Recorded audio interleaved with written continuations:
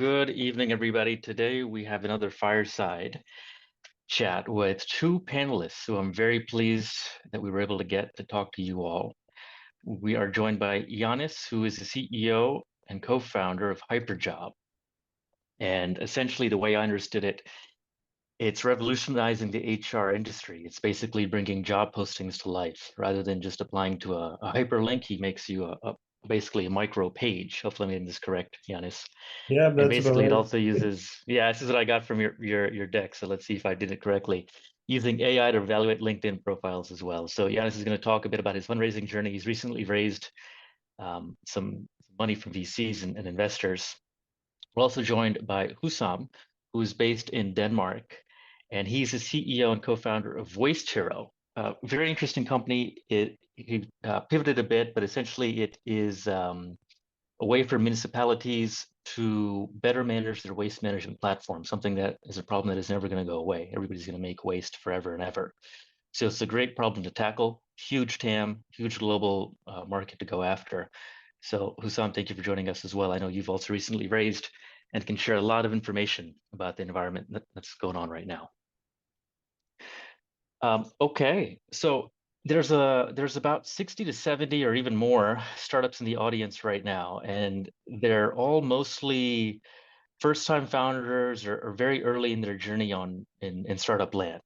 And many of them, this is their first time raising money, right?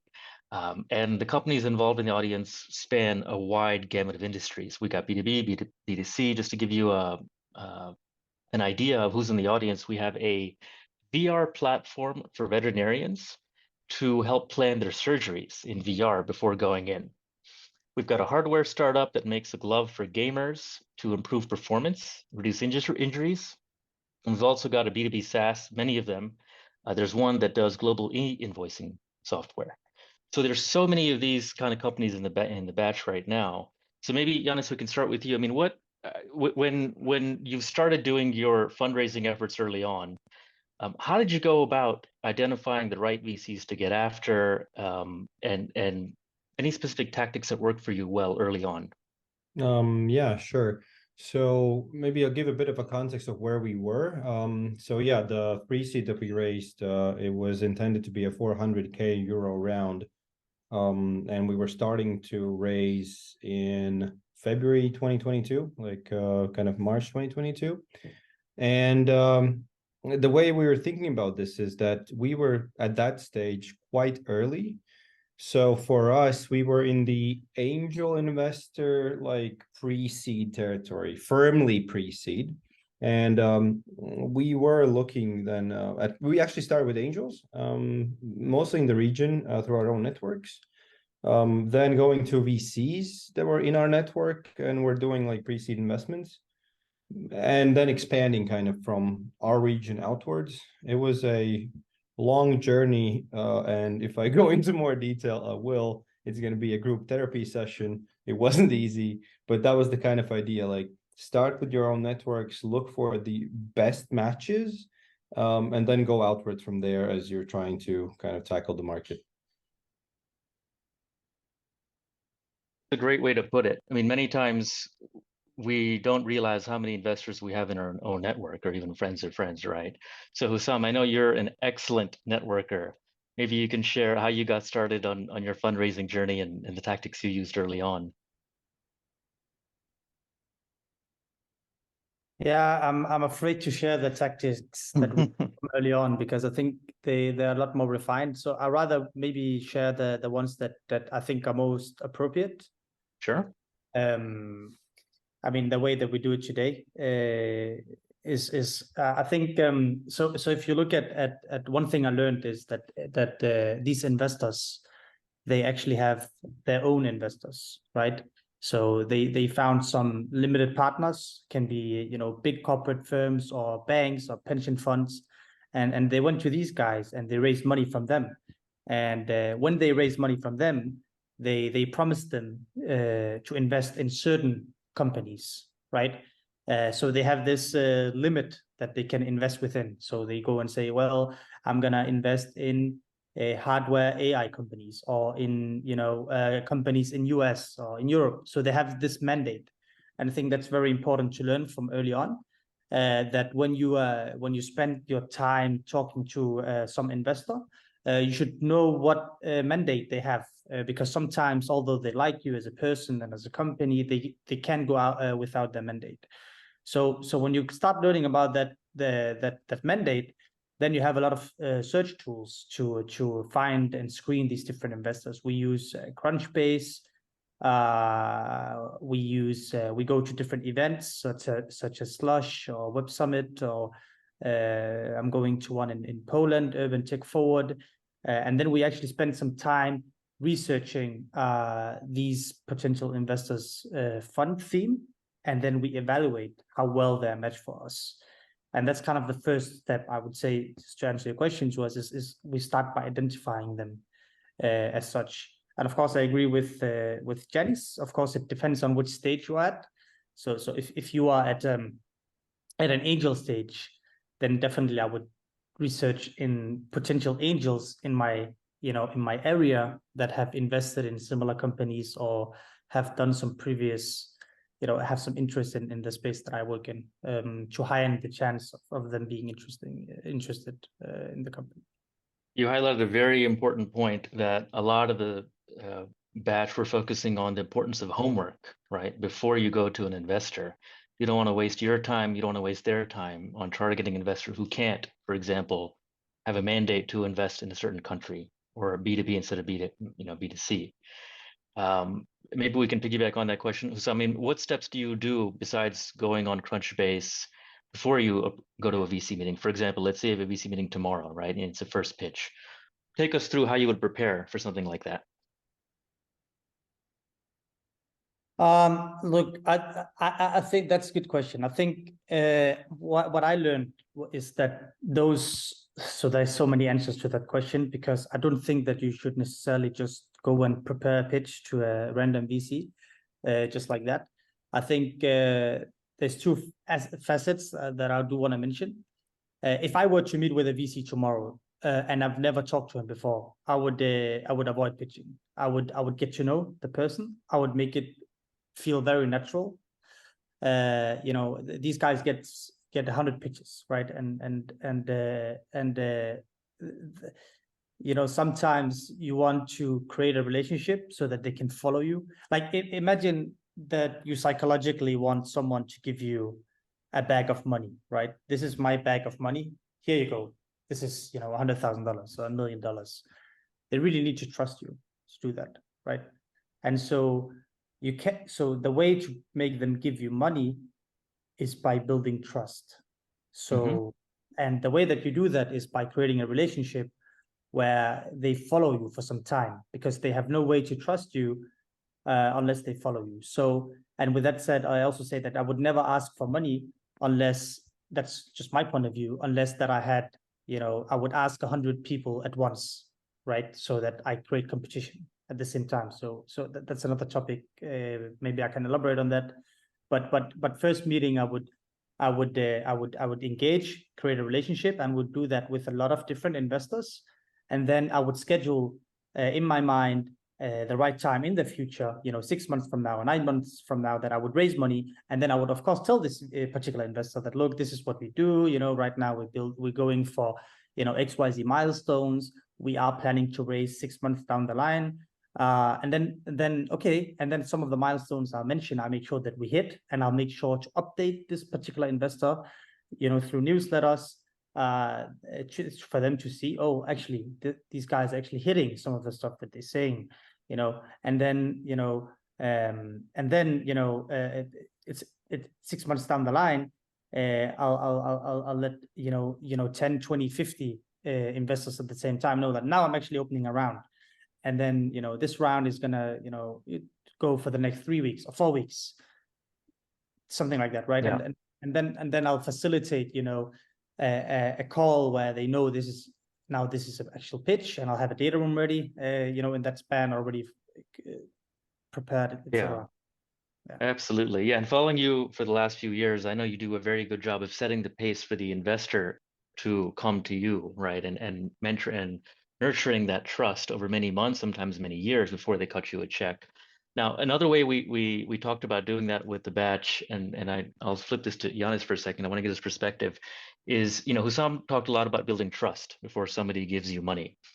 Janis, one way we talked about it is de-risking how an investment looks Mm, for an investor, right? So many times when you're pitching your startup, investors are looking for what are the major risks in this company? Is it the team? They have no former experience doing a startup. Is it the product? Is it something that's technically very difficult to do? Is it the market is not big enough, right? So many ways we talk about how can we de-risk an investment for an investor to cut the check, right? Husam's mm. version is build trust and show them progress over time. What's your take on that? I'm curious to hear your thoughts. Yeah, actually, maybe if I can first expand a bit on what Hussam said is Sure. trust building exercise. I actually recall that most of my first meetings with investor, the pitch deck was never there in the call. It's not a formal, let's start, set the timer, I have 3 minutes. People don't work that way. You're supposed, it's about you as the founder and your passion, your ideas, and your ability to explain what the hell you're doing without pretty pictures in the background. And if you're not able to do that without the pictures, then that initial momentum is already kind of like, really. Hmm. So typically, like these first, like we would have a clear cadence where the first meeting is just me talking about the team, asking questions about them, sort of establishing this like first touch point. And then it's like, oh, by the way, do you have a deck to like send us a follow-up? If of course I do, because they need to share something with the team, right? And then with the next calls, there'll be like, again, you kind of build on it, right? The next call would have like the entire co-founding team. There's maybe like a more formal presentation, maybe like a more thorough demo or something. So yeah, you kind of go step by step. But in terms of de-risking, well, yeah, it's kind of looking at the bottom, like the bad scenario and the really awesome scenario. You need to have like a way where they think, oh, this is going to be super big, but also, and these are the reasons that they probably could fail and probably they won't. You have to determine what are the selling points of your startup because everybody's different. We were so early on, we did not have any metrics, like any real like traction metrics. Like there was some proof of concept, some paying customers. It was not like a systemic thing. And so it was like, okay, well, the team, we have a very, very strong team, I think. So I really emphasized that. And again, I did it casually in every meeting to kind of like explain that, yep, we've been working together for a long time on different projects. So these guys are not going to break up. There's somebody with an industry background. That's myself. I've done recruitment before. This is not the first business we're building, right? So really de-risking the team. In terms of the market, it was difficult for us to de-risk mostly because HR tech and recruitment tech is very crowded and there's nothing you can do about it. So some investors would basically say, yep, not for me. And I'm like, great, thank you for letting me know. We're not wasting each other's time. Yeah, so and in terms of yeah, also the market swings, we were really caught up in a really bad situation because our regional market kind of tanked. So you have to see what sells best, right? Like Hmm. if you have this kind of hockey stick traction, then the team is important, but like the market size is important, but this might be the one that actually catches somebody's eye, right? Yeah, I don't know. That's kind of a bit of like thinking there. Yeah, that's very useful. And I'm just going to say for the audience, if you have questions, put them in the chat. I'll work them into the fireside here. So you mentioned something really interesting there. So you have to see what sells, right? So that means you spoke to many, many, many investors over the last few months or maybe even year. And obviously, the vast majority said no, right? There's only a handful that will actually cut you a check. So, a lot of us in the audience are first-time founders. We haven't been exposed to such no, right? So much rejection so quickly. So talk us a bit, and Hussam as well. I mean, you've also recently raised. I mean, talk us through the process of going out to so many investors, hearing their feedback, iterating, right? Because we have so many versions of the pitch deck that we make, even after the first one we go out to market with, right? So my main concern is how do we make the no's hurt less, and how do we use it to our advantage? Um, Yanis? yeah, I'm sure. Yeah, I think I got, I don't know, we probably talked like just somewhere under 100 investors. and 95% or 98% of them were no's. So that's fun. But I would say my lesson is from sales, right? You're basically selling the company the same way you're selling a product. So you need to be in a very kind of focused, process-driven point of view. So you need a CRM, like to manage all the relationships. You need to know what's going on, with whom you've done what, and then it's just churning the meat grinder. Literally, it's a funnel, right? So you know you have to approach this many people, you have to meet with them. So you'll see, okay, like I'll from my network, I'll get like, I know, 20, 30 intros. You work that network, right? It's not like, yeah, I hope that my previous investors will introduce me. And it's like, hey man, can I go through your LinkedIn and look for leads and then send you warm intro emails to forward? Like I'm gonna do the work and then see like, okay, well, out of these 30 intros, 5 people responded. Great, I got 5 meetings. Cool. Let's meet. Let's see whether we get to the second meeting. So it's all about that. So it's just a process. You have to do that. That's normal. It's similarly like, getting customers. Not everybody's going to buy, and that's fine. It's nothing wrong with us. However, though, what I noticed is that when we started pitching, we had a lot of questions that basically showed me that I was not getting the message across. I was not conveying why we're different, what the thinking is, and it's a great opportunity to kind of come back and reflect, like, if they're asking the question, it's not because they're stupid. It's basically like, I am not getting the message across. Like, I need to rethink. And so, and after actually, like the way I saw this, like my process went from January till well in September, October. Every time there will be this mounting pressure on me. It's like, oh, okay, I think we need to change the deck. And like after a month or so, you have this like question. Okay, I need to rethink. You rethink, you go come back with the next version. Some of those questions are gone. Good. Move on, right? Like again, they mount up and you do another version. So it's kind of like that. It's like this stepwise learning process, and you just have to go. It freaking sucks, but like, you know. Yeah, you have more experience the more times you do it, and the more connections you have there. But it's still difficult no matter how many times you've done it. And I like to say very frequently that the best startups don't get funded. The best communicated startups get funded. So it's very important to communicate your value proposition, what you're doing, etc. Now, Hussam, you've had a bit of a different way of approaching this, because from Janis's take, it's sort of like sales, right? You're selling your company to these investors. So applying sales terminology, you're nurturing leads with these newsletters, with these coffee meetings over many, many months, and then you start a process. Can you talk us a bit about how you do your process? Yeah, absolutely. And then I just have to say, just from the very get-go, the first time I fundraised, I had 200 no's. So it's tough for everybody. And you've done it twice or thrice, right? Yeah, The fundraising. we've done it 5 times now. We raised 5 times. Yeah. Okay. But lots of no's from the beginning. Not so many now. And also we had 2-3 months of fundraising, extremely stressful conditions. This was 3-4 years ago. And I think one way to combat that is to what we do now is to start early, start preparing. Don't go in raise when you have almost no run rate. Start early and do the preparation.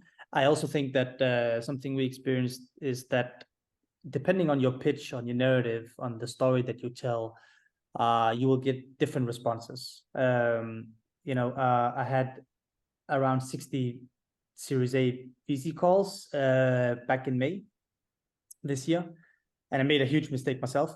The first 30, nobody wanted to take any next step call. The last 30, every single one wanted to take a next step call. So that just means that, depending on the narrative, how you tweak it, it matters a lot. So one thing that I know other founders do is that you put them in some tier 1, tier 2, tier 3. Tier 1 is, the guys that you want and that are most likely to invest. And then you start with tier 3, and then you pitch, and then you refine, and then you take a break, reflect, and then because there will be some things these VCs are looking for. I mean, You probably heard that, 1 out of 10 is a unicorn, 3 will return some part of the fund back, 6 will die. And they're just looking for some patterns, right? And based on the steps, the guy behind the screen really needs to believe, or in you person, that you are going to become a unicorn. You actually need to, if you think that you're going to pitch we're going to be a, $200 million business, and you think, wow, that's just amazing, $200 million, right? And they can hear you say that, they will just decline you. Even some VCs said, we need to see you be $10 billion. So you need to reflect that in your pitch, in your narrative, in the way that you actually present your company. And there's a good YC template. It's called YC Combinator Seed Deck. It has 10 slides. It's a pretty good narrative. There's 10 points, problem, solution, etc. One of my old mentors taught me that very early on, that instead of doing the pitch deck right away, do these 10 points and then write 2 lines next to each point, right? It's like a script or a story. The problem is, the solution is, the market is, the team is, and then read it like a story. See if it makes sense. If the story makes sense, there's a red thread, and then you start making slides. And that's how you can create a very strong narrative. So don't start with the slides, start with the narrative, and make sure that you present it to this tier 3, to friends, family, etc., and make sure that it's a unicorn story, basically, to get these yeses and next steps. That's excellent. The importance of iteration and also tiering into A, B, and C's, right? You never want to start with the A's, because if you lose them early on, it's tough to come back to them. So starting with the friendlies, maybe even amongst your friends who are founders, or they can help you refine the pitch, I think is extremely, extremely useful. That's why this peer groups we're doing within the batch will be very helpful. I just want to do maybe 5 more minutes of questions, and then I know you both wanted to share your decks and show the journey of your pitch decks, which is, I think, very valuable for the audience to hear. Just one quick question for you, Sam. Given how many rounds you've done, and especially as you've gone on to Series A now, all of the audience is Europe-based. Did you expand to non-European VCs, or did you stick? How did you think about geographic expansion of VCs? To be quite frank, we didn't put much thought in it. We have raised from US-based and VCs, angels, same as Europe. But I really think it goes back to actually qualifying the VCs from the get-go. Like, one thing I didn't mention is, in the first call, I would always ask questions to validate my research. Is this thesis that you guys have a match to my company? Do you have the mandate, if we were to raise a round 6 months from now, to actually engage with us? And I would base everything based on that. And I would ask them questions like, well, can you tell me about, if they're a US company, VC, I would ask them, well, can you tell me how many European companies that you have invested in? Right. They might say they mandated, but they only have one, and over 10 years, then I would probably skip, right? Yeah, absolutely. So it's important to qualify them as well, to make sure you're not going to waste your time, because it's so valuable running a company as a CEO and also trying to raise a lot of money. Now, I want to talk a bit about success, because what we're talking about, the arduous road and how difficult it can be. But Janis, you mentioned, you received, I think, 4 or 5 yeses finally at the end to get the round. What do you think caused them to say yes to you, and the other 98% or whatever to say no? What was the tipping point, do you think? Yeah, so in the well, maybe actually answering this also answer Darius's question about, like, what about the no's? What we started to see, actually, and that ties together with the geography question, is that when we are here in the Baltics, especially angels and VCs, are like, the Baltics are well connected to Scandinavia. So Northern Europe and CEE, those are like 3 regions that can, like, easily exceed the Baltics as their own, and it's like their backyard. The Germans, kind of. Some of the Brits, maybe. But once you go to, like, Southeast Europe, well, you need a warm intro. You need some sort of a connection, because people are like, we don't really, it's already, like, too far. Once you start talking to Portuguese, they're like, what, how did you find us? What's going on? So that was our experience. The Americans, I have connections there. So again, warm intros, yes. Cold ones would be like, we like the idea, but we don't invest. So you need to qualify. And the no's also, a lot from them came, again, in the pre-seed space, when you really pre-seed, it's actually a very narrow band of investors that, especially VCs, that want to invest in pre-seed. A lot of them say they're investing pre-seed, but it's kind of like what Hussam said, right? Like, yeah, we do invest in Europe like once every decade.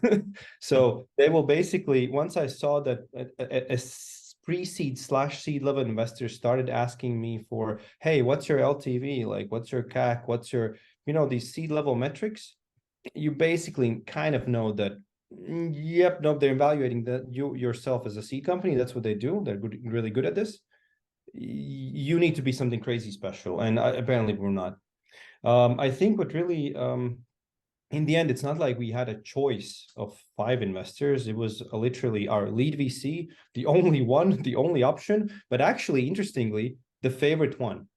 Like, we started talking with them. It's Smok VC from Poland and the US. We started talking with Boris, I think April, May, we met at Latitude. And then over time, we kept pinging each other. I would give him like little updates. I was really hoping that this would work out. And there was also that question about this emotional connection. At that point, we were looking for somebody who's gonna be willing to make a bet on the people. Because at that early stage, it was not said that we're going to end up with this product. We're going to end up with this kind of market. Like, a lot of things can change, but hey, these guys will build something cool. So I think that was the pitch, and I think that's how Boris invests. Like, he's looking for people, and then of course, the vision, everything. So we really hit it off, and over time, we met again in the Pirate Summit in Cologne. We met again in Bucharest in How to Web. So we kept like pinging each other and meeting and bumping into each other, and it kind of like worked out. And then secondly, about the relationships, our one of our key angel investors is the former co-founder and former CEO of Printful, the Latvian unicorn. I knew him from my previous business. We kind of knew each other. So he, after I was pitching at Milano Tech Chill, he was like basically coming up to me. He's like, hey, I've seen you do shit. Tell me about this one, and again, the trust is there, right? Like, he's been following me for several years, right? So it was easier to get him on board, and then he made the very warm intro. We got the last angel on board. So all of these are very kind of personal connections, and it's all about like there was vote on me and my team more than I think the business itself, just being very frank there. Yeah, that goes hand in hand with my experiences personally. I mean, the earlier you are in your journey, the more it is about the team. So you need to build a personal relationship so they can trust you with money. And then once you have a product and revenue and customers, then they're investing more so in the business, still in the team, but a bit more so in the business. And Hussam, you've gone through 5 of these things, no? So I mean, I'm curious, has this changed a bit where the early days were all about who you and your co-founders were to give money from an investor, and now it's more about the metrics and growth? Like, how has the journey changed early on to now? Yeah. I'm also trying to tie myself and remember, because it's actually two very, very different journeys. But I'm trying to keep it as general as possible. But we actually bootstrap all the way to seed VC. We were very good at looking for governmental funding, which is great. But definitely the further along you move, the more metrics driven it's going to become. And I would say that the easiest money you raise is supposed to be the first money, because because it's all based on a good story. I think you should actually really consider the fact that how far you can come with a good story from early on, right? So you don't actually need traction. I mean, I definitely focus on the business, but focusing on story, the metrics, that the thing that you can become is what's going to get you the first capital. Yeah, and that goes exactly with what another panelist said a few weeks earlier, is the easiest money is the first money you raise, because you're raising basically just on you. You don't really have to prove anything because it's just you and the team. And then you have more metrics to hit and all of that. So this is as easy as it gets, and then it gets even worse. But anyway, it's still a fun ride.